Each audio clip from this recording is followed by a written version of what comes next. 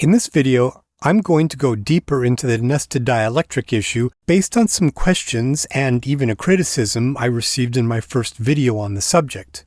Specifically, we're going to look at how ray tracers like cycles handle rays leaving a refractive medium using a mechanism called a reciprocal IOR. Then we're going to look at another way of manually nesting a dielectric setup that was suggested by a handful of people as another way to produce a nested dielectric.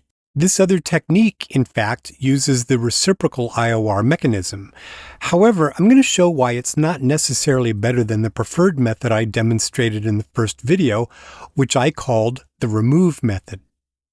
Let's quickly remind ourselves about the liquid setup methods I showed in the first video. We had the overlap method. It's common, but not the most correct way. This is where you outset the liquid geometry a bit into the glass. We had the inset method, and that's the most incorrect of the bunch. Don't use it. The method I showed that is more correct is the one I call remove. The geometry for the liquid is generated by removing corresponding polygons from the glass object. They're not simply duplicated, which would leave overlapping polygons. And importantly, the liquid's normals are flipped to face outward, which is inverted from the original glass polygons and are therefore outward facing. So when I refer to the remove method, this is it. Now, we just touched on the common overlap method for nested dielectrics, and while it's commonly used, it's not entirely accurate. Before diving into reciprocal IORs, let's quickly see why. The common problem lies in how it messes with reflections, essentially doubling them. When you overlap the liquid and the glass's geometry by offsetting the liquid into the glass, you're creating an extra reflection layer, the inner wall of the glass. The ray tracer, seeing this, calculates reflections using the glass's IOR of 1.52 on this extra surface. This stacking of reflections leads to an unnaturally bright surface and that telltale double reflection effect, which isn't how light behaves in the real world. Before we go too much further, let's just quickly compare my remove method from the first video and this reciprocal approach we're about to dive into. What's important is the direction of the normals for the liquid mesh, and how we calculate the relative index of refraction at the first glass-to-liquid interface. This first relative IOR location is the focus of our discussion going forward. I received a criticism that my remove approach was not correct, whereas this reciprocal approach was. I'm going to show you why this is not the case. Let's start by addressing a question I got about light exiting a glass object. This will lead us into the reciprocal method I just mentioned. In my first video, I shared a chart showing the chain of relative IOR values calculated at each interface. In that chart, Cycles correctly calculates the first transition from air to glass and the final exit from glass back to air. But what happens in between? That's where things get tricky, and it's up to us, the users, to sort these out. This middle ground is exactly why we need a well-engineered, priority-based nested dielectric system that works automatically. So let's focus on this exit point, where light moves from glass back to air. Blender, like all modern renderers, handles this transition using a reciprocal IOR value to unrefract the rays as they return to air, or a vacuum. That's just a technical way of saying it calculates the relative IOR between glass and air. Specifically, Blender uses the formula I showed in the first video. The IOR of the medium the ray enters, which is air 1.0, divided by the IOR of the medium it's leaving, which is glass 1.52. Do the math and you get 0.658. But the key here is that this reciprocal calculation is always related to a 1.0 IOR. For non-nested dielectrics, think a glass with no water in it, Cycles has always handled the transition with a relative IOR value, often labeled the reciprocal IOR. That covers transitions like air to glass and glass back to air. This brings us to the method several of you suggested for manually setting up a nested dielectric. It's actually a twist on my remove method from the first video, where the liquid's geometry is derived from the glass. In that approach, we inverted the liquid's normals to face outward, signaling to the renderer that the ray has entered a new medium. This reciprocal method, as I'm calling it, flips the usual approach. Instead of inverting the normals of the newly derived liquid geometry so they're facing outward, it keeps them inward facing, matching the glass's facing orientation. This may seem counterintuitive and is unusual compared to most online references for liquid and glass setups. But it works, thanks to the renderer's built-in reciprocal IOR calculation when exiting a refractive mesh. But there's a trick to understanding how to make it work. So, what signals the renderer that a ray is leaving a refractive mesh, in this case the glass geometry? It's all about the normal's facing direction. When a ray hits a polygon, the renderer checks the normal's orientation. If the normals point in the same direction as the ray, it interprets that as the ray exiting the mesh. This is exactly what happens when a ray leaves the glass not filled with water. It strikes a polygon from inside the glass, and thus it detects the normal is facing outward along the same direction as the ray. This exiting detection triggers the reciprocal IOR calculation. Since this new mesh that's triggered the exiting has a new IOR value, it's used for the reciprocal calculation. The catch here is that this reciprocal IOR mechanism is always calculated relative to air's IOR of 1.0. That's what I highlighted in the first video when I said Blender's IOR calculations default to a 1.0 baseline. So we now need to calculate a relative IOR between the liquid and the glass. In the first video, I explained this for a liquid mesh with outward-facing normals. The IOR of the medium you're entering, the numerator, divided by the medium you're leaving, the denominator, gives us 0.875. Keep that number in mind, it's important. However, in this reciprocal approach, the inverted normals allow us to do something clever. We calculate the relative IOR of the opposite wall first. The relative IOR is always calculated by using the medium you're entering as the numerator and the medium you're leaving as the denominator. Since the glass is 1.52 and the liquid is 1.33, we get 1.143. This becomes the relative IOR for the liquid mesh. This matches the chart I showed earlier in the video for the relative IOR values at each interface. But since the normals are inverted, when the ray strikes the first glass-liquid interface, the ray tracer detects that it's leaving a mesh. This leaving triggers the reciprocal IOR calculation for the liquid medium at this first glass-liquid interface. And since Cycles assumes the numerator of a reciprocal IOR calculation to be 1.0 for air, because it sees this area as an equivalent to this area because of the facing direction of the normals, it divides the 1.0 by the IOR of the medium it believes it's leaving. In this case, it's the 1.143 of the liquid we had just calculated. And we end up with 0.875 as the relative IOR of the first glass-liquid interface. Again, we've sort of tricked the renderer into doing this. And so there's that value I said to remember. 0.875 is the correct relative IOR for glass to liquid. It matches what we calculated for my remove method. These two methods are essentially two paths to the same result. Now remember, we're not technically leaving a mesh at this first glass-liquid boundary. The inverted normals just trick the renderer into doing this reciprocal IOR calculation, which in turn allows us to produce two relative IOR values for one mesh. The renderer still detects the liquid mesh and uses its material with the 1.143 IOR. Normally, we can only assign one IOR to a single material, but a proper nested dielectric algorithm would calculate a relative IOR at each boundary or interface between mediums. The benefit of this reciprocal method is that it produces a correct relative IOR between the glass to the liquid interface, that 8.75 value, but it also sets the liquid overall IOR to 1.143, which is the relative IOR of the rays leaving the liquid and going back to the glass. But since the normals at this second interface are inward facing, they don't trigger a reciprocal calculation, and the 1.143 is used as is at that boundary.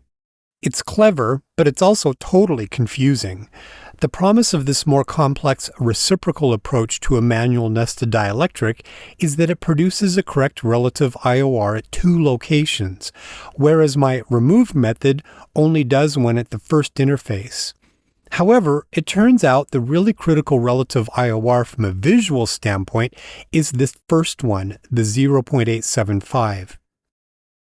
Another thing to remember is that both of these setup methods require special treatment for the part of the liquid bounded to air, meaning the top of the liquid.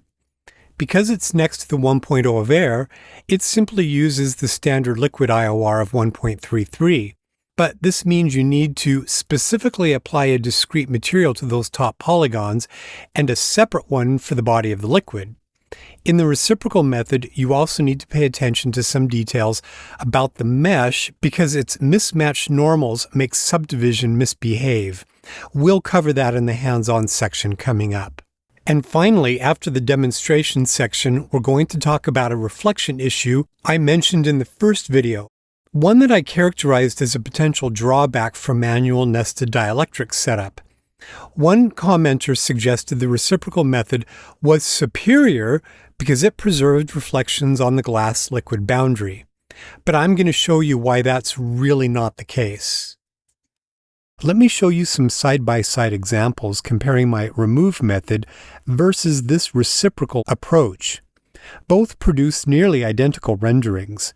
I think my remove method is easier, requiring fewer mental gymnastics to set up. In the end, the reciprocal approach advocated by some as being more correct and my original remove method both highlight the same thing. Cycles needs a proper nested dielectric system. Right now, users are expected to try and get this situation right. And both of these methods are still problematic for more complex situations. For example, the clear plastic straw in the glass and water scenario, or ice partially submerged in the liquid, or liquid being poured into a glass via a liquid simulation. All of these are situations that you're not going to be able to do a manual nested dielectric setup for. Okay, so that was a whole lot of talking. Before we jump in and look at the issue dealing with the potential lack of reflections on the liquid layer, I want to just jump into Blender and do a hands-on so we can see this setup of the reciprocal method. Let's use this beer glass. Let's go ahead and turn off the instances, and we're going to just kind of go into isolation mode for this for right now. So we need to separate the liquid from the glass. I want to make sure to note that I'm using Blender 4.4 here, and they've made a couple of tweaks to the user interface to be aware of. So just make sure you're using Blender 4.4. So let's separate the liquid. We need to come into edit mode, and there are two things that we need to do. We need to select the geometry, and we need to create a vertex group for the geometry that we want to hide. So we're going to zoom down, and let's just kind of start at the bottom. And I'm just going to hit plus, plus, plus. Let me come back to the front. And I'm just expanding the selection right up until about there. So this is what I want to separate, but I also want to hide those vertices. So the first thing that I'm actually going to do is go into vertex mode. And what you want to do is unselect the very top row of vertices. So Command or Control. And do you see how it's got these connecting lines going from these verts to these verts? That means that it's actually going to hide these polygons as it considers these polygons sort of part of the selection. It's a little bit weird because we're in vertex mode, but you still have to kind of think about polygon selection to a degree with them. So we come down here to the data, and under vertex group, we're going to click plus, and we'll call these verts hide me. And then make sure and assign those with a weight of 1. Okay, so let's go back into face mode, and we need to re-expand the selection up to that point right there. Now, we don't want to just separate them, we want to duplicate them first. So Shift and D, press the Escape key to return them to their location. P key separates them to become their own object. And let's go ahead and leave edit mode.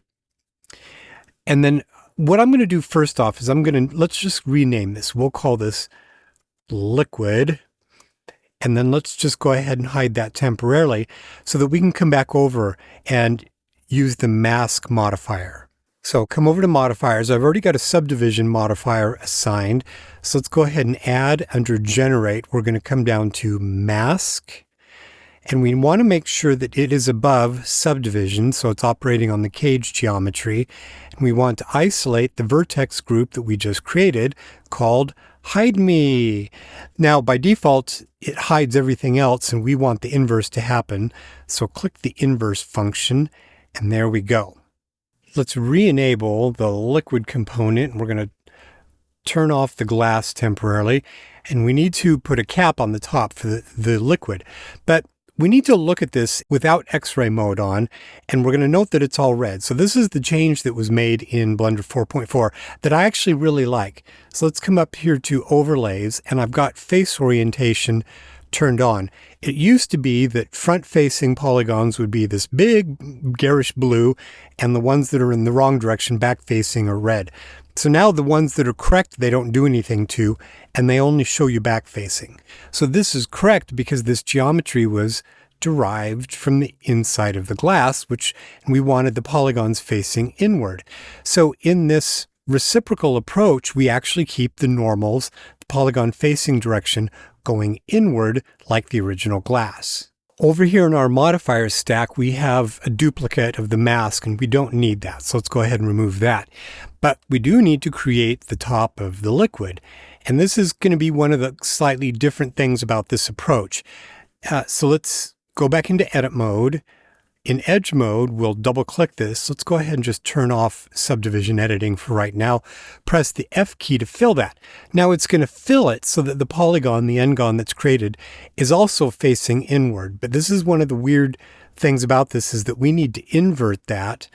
So come over to mesh and then to normals and then flip. So this one needs to be going upward. It needs to be facing so it's bounded to air. So that's one critical thing you have to do differently about this. So let's come into face mode and select this top, and let's model the meniscus really quick. So press the I key, bring it in about that far, and immediately hold the control key, and that will allow you to shift it up and down, sort of about like that. Click, and then press the I key one more time to produce this bound polygon loop.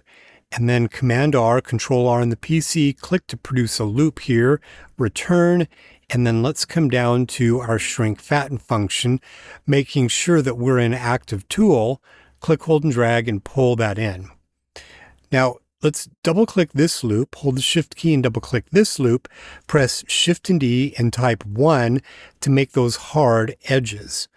And we can come over here and it's actually creasing. I say hard, but it's a creasing function.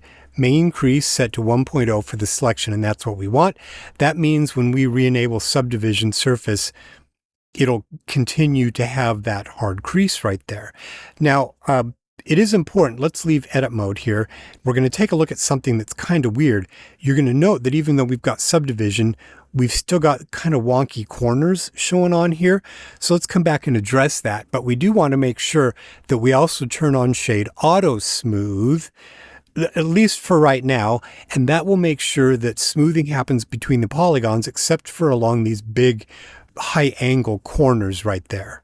So kind of what's going on here with these wonky corners? Well, this is because we have mismatch in the facing direction in a subdivision surface, and it causes this weirdness to happen. So what we actually need to do is come back in, reselect, be in face mode, reselect these top outward facing polygons for the top of the liquid, select all of them, press the P key, and move them to become their own object. And then when we do that, let's leave edit mode by pressing the tab key, then we don't have that wonkiness. So that's just a small detail to be sort of aware of. So when we come back to the top of the liquid, let's go ahead and name this liquid top. we do want to come in and we don't really need to have that modifier anymore. The shade smooth, just having shade smooth all by itself is going to function because we've dissociated the pieces of geometry.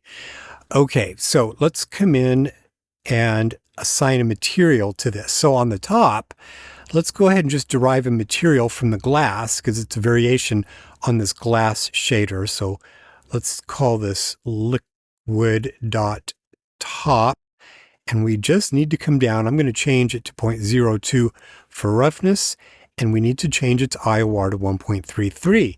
This one we leave the way it is because it's bounded to air. So again, it's 1.0 versus 1.33, and so you leave it alone. So now we just need to configure the material for the actual liquid body itself. Let's come over here and reassign liquid.top, but we're going to create a new material that we call liquid.reciprocal. And then we need to just calculate the relative index of refraction for it. So let's come into the front view here. Let's go into X-ray mode. Let's turn the glass back on so we can see the glass. So the ray comes into the glass, and when we're using reciprocal, the geometry the ray is in becomes the numerator. So 1.52 divided by 1.33 of the liquid gives you 1.14, and that is the relative IOR that we put in there.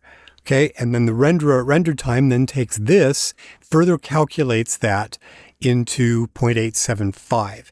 So this method requires a little bit more mental gymnastics, and it gets you to the same place as my remove method. Let's go ahead and zoom back out. Let's return back to the main scene, and we can turn our other beer instances on. Let's come back to the main camera, and then we can just test this. And there we go. And that's all there is to it. So there are a few hoops to jump through, and it's slightly different than my quote-unquote remove method. But if this is the method you want to use, if you want to maintain the normals that you derive the geometry from, this is the method that you use. So let's jump back to the issue of reflections on the liquid component. This commenter that I mentioned also suggested that his reciprocal method was superior to my remove method because it preserved reflections at the glass-liquid interface. I'm going to demonstrate why this perceived advantage isn't really a thing. In the previous video, I mentioned a potential drawback to the remove method I advocate for as being the best of the solutions. That is, the apparent loss of reflections on the liquid object. Cycles disables glossy reflections when a material's index of refraction is set to 1.0. This is useful if you're looking for a diffuse-only surface as an example. In the remove method, the calculated relative IOR of 0.875 falls below that 1.0 value, so the reflections get shut off for the liquid layer. So, is this a significant issue? Is it something we should be worrying about? Honestly, I should have been more clear about this in the previous video. It sounds much more dramatic than it actually is, almost like we're dealing with a substantial energy loss issue. But to understand why it's not, let's revisit the interface between the glass and the liquid. The commenter argued that their method was superior to the remove method that I presented because it maintained an IOR above 1.0 at the glass-liquid interface. Specifically, they calculated it to be that 1.14 value. However, an IOR of 1.14 results in absolutely negligible reflectivity across the surface, except for a very faint reflection at extreme glancing angles. Let's break this down. Remember, the key issue with nested dielectrics is calculating the relative index of refraction between the two mediums, essentially the difference in how light behaves within the glass versus the liquid. This relative IOR also directly impacts the amount of reflection off that boundary. The Fresnel function on refractive objects dictates that most light transmits through the medium, but at any given point on the surface, some light also reflects. So we have a total of 100% of light being accounted for at any point between reflection and refraction or transmission.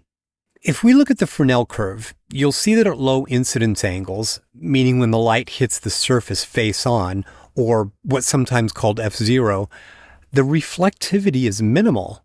For standard glass with an IOR of 1.52, 4.25% of the light reflects, while 95.75 refracts through the object, giving it that typical transparent appearance.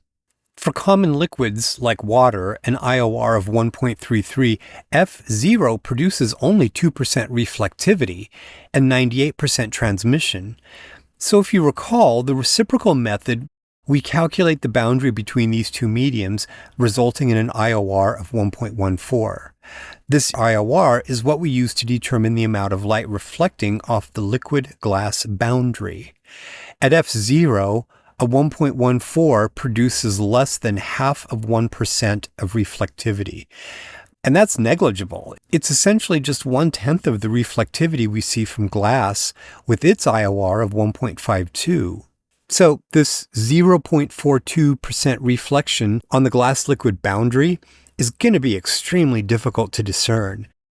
Consequently, you shouldn't be overly concerned with any perceived loss of reflection when using the remove method, even with its relative IOR below 1.0.